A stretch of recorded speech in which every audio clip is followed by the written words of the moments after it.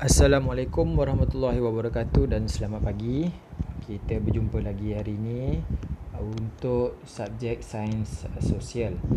Okey, jadi kita sambung lagi pembelajaran kita pada hari ini di bawah tajuk sistem pembiakan manusia. Baik, sebelum ni kita dah belajar mengenali organ-organ pembiakan bagi lelaki dan wanita ataupun perempuan. Okey, jadi kita sekali imbas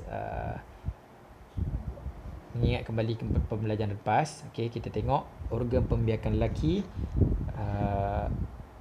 terdapat ductus sperma, vesicle semen, uretra, zakar, kelenjar prostat, testis dan skrotum. Untuk perempuan pula, tube fallopian, ovari, uterus, cervix dan faraj. Okey. So hari ni kita akan tengok dengan lebih dalam, iaitu dengan dia punya fungsi-fungsi bagi setiap organ tersebut. Kita tengok dulu bagi fungsi organ pembiakan bagi lelaki. Okey, sistem pembiakan lelaki berfungsi untuk menghasilkan, menyimpan dan menyalurkan sperma keluar daripada badan. Sperma akan dikeluarkan melalui air mani. Okey, bagi budak-budak lelaki dia tahulah kan, ada satu cecair putih bila kita panggil apabila terangsang, kemudian akan keluar cecair putih tu. Jadi dalam cecair putih tu terdapatnya sperma-sperma yang akan disalurkan ke dalam sistem pembiakan bagi perempuan. Okey, kita tengok dulu satu-satu dia punya fungsi. Kita ikut flow lah. Mula-mula kita tengok daripada testis dulu. Okey, apa fungsi testis? Testis berfungsi untuk menghasilkan sperma. So di sinilah kilang sperma, kalau kita panggil kilang sperma, di mana sperma dibuat di sinilah. Nak senang cerita macam itulah, dihasilkan di testis. Okey, kemudian disalurkan melalui ductus sperma. Okey, awak nampak kan daripada testis tu ada saluran naik ke atas. Okey, fungsi dia membawa sperma dari testis ke uretra. Okey. Okey, awak nampak dia punya salur tu, dia terus pergi ke kelenjar prostat. Okey, kelenjar prostat ni apa fungsi dia? Mengeluarkan cecair bagi mengaktifkan sperma. Okey, sperma yang dihasilkan dalam testis ni dia tak aktif. Okey, jadi bagi mengaktifkan dia, dia perlulah berada di dalam cecair khas, cecair khusus. Okey, cecair itu dihasilkan daripada vesicle semen. Okey, vesicle semen menghasilkan cecair semen bagi mengaktifkan sperma. Okey, vesicle semen ni dia hasilkan air tu, kemudian melalui kelenjar prostat ia akan bercampur dengan sperma, kemudian barulah disalurkan keluar. Okey, kalau awak perasan, yang pelajar lelaki lah, okey, kalau perasan cecair putih tu dia melekit, licin-licin melekit kan, itu adalah cecair yang dihasilkan dari vesicle semen. Okey, kemudian ianya disalurkan melalui uretra, iaitu saluran untuk menyalurkan sperma keluar dari badan. Okey, saluran ni adalah sama juga seperti saluran air kencing, laluan yang sama.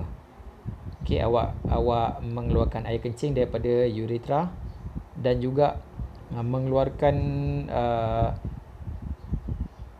sperma melalui saluran ini juga. Okey, lepas tu kita tengok organ seterusnya, zakar, iaitu organ yang masuk ke dalam faraj untuk membawa masuk sperma. Okey, untuk mengeluarkan sperma ni, dia tak boleh jadi dengan tiba-tiba je boleh terkeluar, tak ada. Okey, dia mestilah ada rangsangan. Okey, bila ada rangsangan barulah dianya boleh dikeluarkan. Okey, dia tak akan keluar secara tiba-tiba. Okey, ianya disalurkan melalui zakar yang dibawa masuk ke dalam faraj. Okey. Okey, fungsi lain bagi cecair yang mengaktifkan sperma tu, okey, cecair itu berfungsi untuk membolehkan sperma berenang dengan lebih lancar. Okey, macam cikgu cerita ajar pada minggu lepas, sperma ni dia berbentuk macam berudu. Okey, kita buka balik belakang. Okey, sel pembiakan lelaki tu, itulah bentuk sperma. Dia macam berudu, ada kepala, bahagian tengah dan ekor. Okey, dia berenang. Dia tak ada kaki untuk berjalan masuk. Tak ada, dia berenang. Kalau macam mana awak nak tengok berenang, awak bolehlah buka YouTube, awak cari video berkaitan sperma. Nanti dia akan tunjuklah macam mana sperma tu berenang. Dia akan tunjuk menggunakan mikroskop. Nanti awak nampak dia berenang laju. Okey, seterusnya kita tengok glosari. Sperma. Apa itu sperma? Benih yang dikeluarkan oleh orang lelaki atau oleh binatang jantan. Okey, ini semualah senang cerita yang menjalankan pembiakan seks ni ada dua kan, yang cikgu cakap itu jantan dan betina, ataupun lelaki dan perempuan. Jadi semua haiwan yang jantan akan mengeluarkan sperma. Fungsi sama je.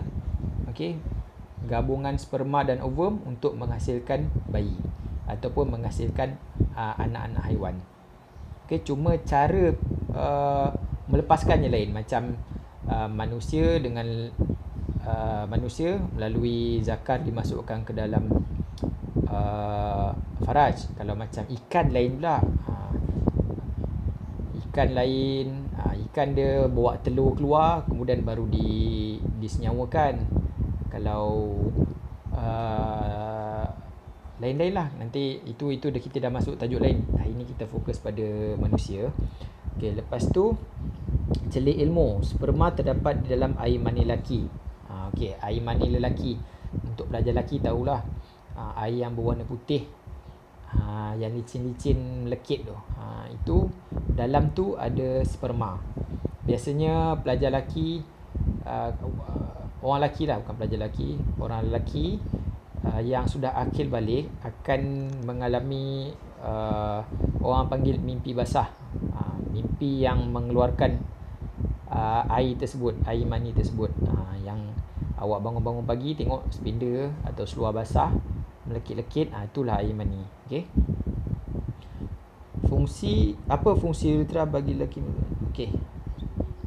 Okey, dia tanya apakah fungsi uretra bagi lelaki selain mengeluarkan sperma. Okey, macam cikgu cakap tadi, selain mengeluarkan sperma, dia juga berfungsi untuk menyalurkan air kencing. Saluran yang sama, cuma dia ada cabang berbeza. Air mani awak bukan datang dari pundi kencing. Dia datang daripada kelenjar prostat. Okey. Kalau awak tengok gambar tu pun ada simpang dia kan. Yang atas bulat besar tu, itu adalah awak punya apa panggil, cikgu lupa nama dia. Pundi kencing. Pundi kencing. Dari situ awaknya pundi kencing disalurkan melalui uretra. Lepas tu ada simpang sebelah dia tu, barulah yang ada kelenjar prostat, barulah dia semen tu dia keluarkan daripada kelenjar prostat. Okey, faham Okey, seterusnya kita tengok pula fungsi organ pembiakan perempuan. Okey, lain sikit lah. Kalau awak tengok lelaki macam ni, simple sikit. Perempuan dia macam ni pula. Fungsi organ pembiakan perempuan.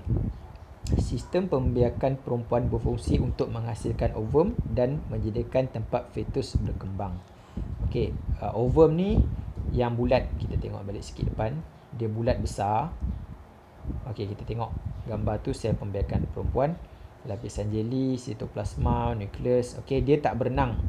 Okey, dia tak ada ekor, so dia akan sentiasa duduk di dalam sistem pembiakan perempuan. Ianya dibawa keluar melalui kalau cikgu tengok video, cikgu dah pernah tengok dokumentari, dianya ditolak lah. Dia macam dalam organ pembiakan perempuan tu, dia ada macam ada apa orang panggil, bulu-bulu halus. Bulu-bulu halus tu yang menolak dia keluar. Okey, dia tak berenang. Kita buka balik. Okey. Menghasilkan ovum dan menyediakan tempat fetus berkembang. Okey, apa itu fetus? Fetus tu adalah bayi. Bayi yang sebelum jadi bayi, yang kecil. Bila dah disenyawakan, barulah jadi fetus. Bila dah jadi fetus, berkembang, barulah menjadi bayi. Itu proses lain pula tu, ada beberapa tahap. Okey, yang awak perlu tahu, fetus tu adalah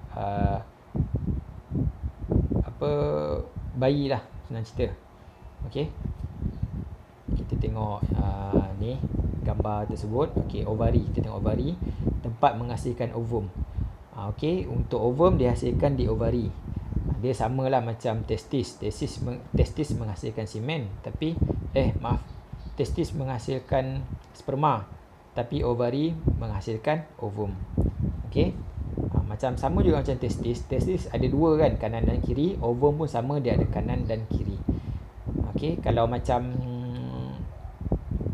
ovari sebelah tak berfungsi, sebelah masih berfungsi, masih boleh menghasilkan anak. Sama juga macam testis, kalau sebelah tak berfungsi, sebelah masih boleh berfungsi untuk menghasilkan sperma. Maaf, cikgu ni selalu lupa. Okey, lepas tu kita tengok seterusnya tiub Fallopian.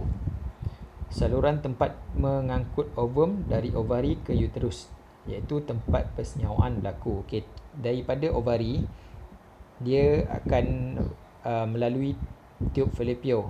Okey, ovum tu bergerak melalui tiub Fallopian. Okey, air mani yang dimasukkan masuk ke dalam faraj, dalam tu dia punya sperma akan berenang, akan pergi terus ke tiub Fallopian. Di situlah berlakunya persenyawaan. Okey, bila dah bersenyawa, dah bercantum, dia akan dibawa ke tempat lain pula. Okey, tempat untuk fetus berkembang. Kita tengok seterusnya uterus, iaitu tempat perkembangan fetus jika persenyawaan ovum berlaku dan tempat melindungi fetus. Okey, dia bersenyawa di tiub Fallopian. Kemudian bila dah bersenyawa, dah jadi, barulah ianya dibawa ke uterus. Okey, di situlah sel yang telah bersenyawa tadi menempel. Okey, dia melekat dekat dinding uterus. Okey, seterusnya barulah dia membesar menjadi fetus, kemudian menjadi janin, barulah menjadi bayi. Okey, kalau awak nak tahu, dekat uterus ni lah baby duduk sebelum dilahirkan. Ianya tinggal dekat dalam uterus. Awak-awak semua pernah tinggal dalam uterus ni. Okey, nampak kecil, tapi uterus ni akan berkembang berganda-ganda besarnya untuk menampung besar baby dan juga air ketumban. Okey, faham lah? Okey, seterusnya kita tengok cervix, menghasilkan cecair untuk pergerakan sperma. Okey, cervix ni pun dia ada mengeluarkan cecair. Macam ductus sperma tadi, dia mengeluarkan cecair semen kan. Okey, itu untuk mengaktifkan sperma dan juga membolehkan sperma berenang. Okey, selepas sperma tu masuk ke dalam faraj, dia perlu berenang naik pula. Okey, dia berenang naik untuk masuk ke tiub Fallopian. Jauh tu. Kalau kita tengok sperma ni sangat halus, tapi dia boleh berenang jauh masuk ke tiub Fallopian. Okey, untuk tambahan maklumat awak, okey, setiap sperma yang keluar daripada badan lelaki boleh dan mampu hidup 3 hari sebelum ianya mati. Okey, dalam masa 3 hari tu dia kena berenang lah mencari ovum. Mana-mana sperma yang aktif, yang elok, yang kuat, sampai dulu, dia akan bersenyawa lah. Okey, seterusnya kita tengok faraj, menerima sperma daripada zakar. Daripada sinilah sperma disalurkan melalui faraj. Okey, bila dia sperma ni dah masuk ke dalam faraj, dia akan berenang naik kat cervix ni lah yang mengeluarkan cecair, membolehkan sperma ni terus berenang naik ke atas. Okey, seterusnya, apakah yang akan berlaku jika ovum tidak disenyawakan di dalam organ pembiakan perempuan? Okey, kita masuk bab lain sikit. Apabila ovum ni tak bersenyawa, ianya akan dikeluarkan, dibuang.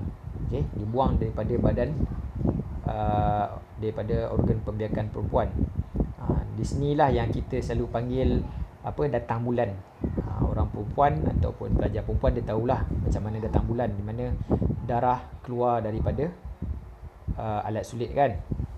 Okey, di mana darah-darah tu darah kotor, darah yang tak disenyawakan. Bila ovum tak disenyawakan, darah-darah yang memenuhi uterus tu semua akan gugur balik dan keluar sebagai darah haid.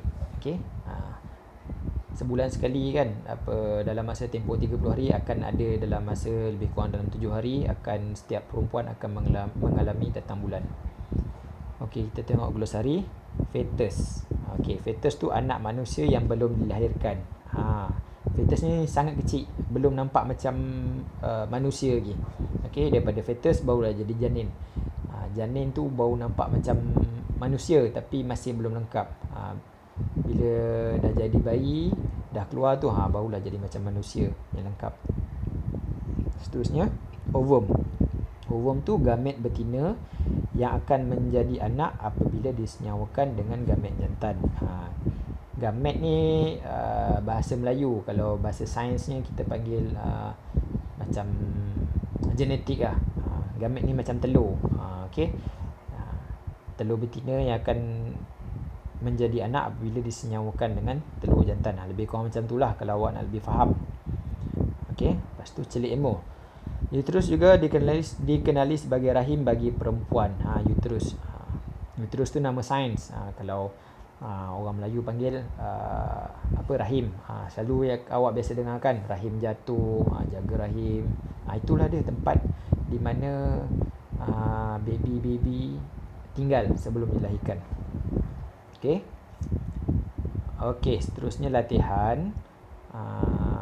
Latihan ni kita dibagi organ-organ pembiakan bagi perempuan dan lelaki. Kemudian ini lelaki, yang ini lelaki saja. Ada 1 2 3 4 5 ada 7 organ pembiakan lelaki. Kemudian bawah tu fungsi dia. Jadi cikgu nak awak masukkan ataupun isi tempat kosong organ pembiakan lelaki yang sepadan dengan fungsinya. Awak boleh tunjuk, rujuk baliklah dalam muka surat berapa ni? 3. Dia tak tulis muka surat berapa ni. Okey, awak boleh rujuklah fungsi apa dalam muka surat ni, dan awak siapkan latihan bagi ni. Dan yang ini pula untuk organ pembiakan perempuan, sama juga. Awak padankan organ pembiakan perempuan yang sepadan dengan dia punya fungsi. Okey, dia sama je ni, atas dengan bawah. Yang atas ni awak gariskan, yang bawah ni awak tulis. Tapi cikgu takut sebab dia punya jawapan sangat panjang, tak apalah, awak cuma padankan saja di atas ni. Okey, cikgu akan bagi dalam, cikgu dah screenshot, cikgu dah potong elok. Nanti awak print out ataupun awak buat edit terus dalam handphone ya. Okey, cikgu harap semua boleh jawab lah, sebab latihan sebelum ni hanya 3 orang saja yang hantar pada cikgu, yang cikgu dapat balik. Okey, terima kasih Hanim, Farah Hanim dan Tan Jasyan. Tan Jasyan yang dah hantar. Yang lain tu cikgu tak tahulah ke mana. Okey. Yang ni kita akan masuk esok, minggu depan, proses persenyawaan dan asas kejadian manusia. Okey. Okey, baik, sampai sini sajalah pembelajaran kita pada hari ini. Kita jumpa lagi pada minggu hadapan. Sekian, terima kasih.